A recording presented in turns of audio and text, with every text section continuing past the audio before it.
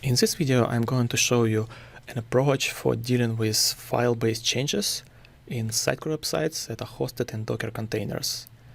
This approach applies to non-production and demo environments, and in fact, I wouldn't suggest to use it with production environments.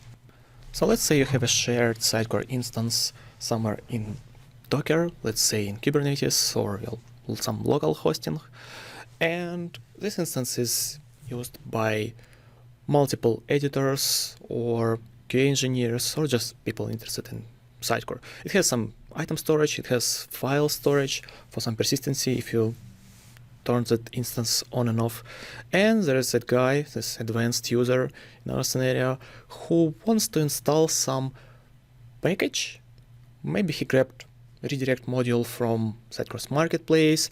Maybe he wants to install some connector to Salesforce or some other systems which was shipped by a partner, and he installs the Sitecore package to that instance, but he forgot that this also requires some prerequisites, and at the end the instance is broken.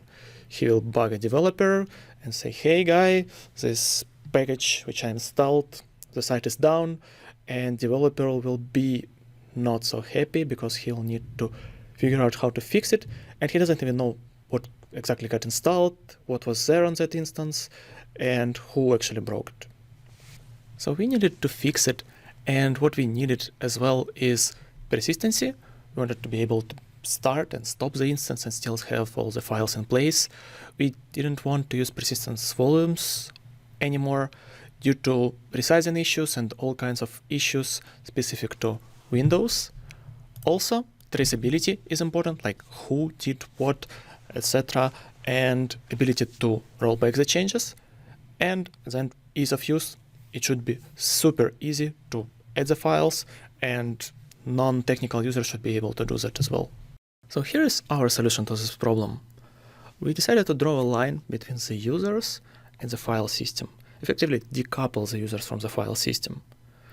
The users would still be able to get the files, upload them somewhere, for example, version control system such as GitHub, and then the tooling like GitHub app or web app would allow them to fix their own changes. For example, if they committed something and it broke the website, hey, there's a button in GitHub application which allows you to revert the changes from this commit and go back.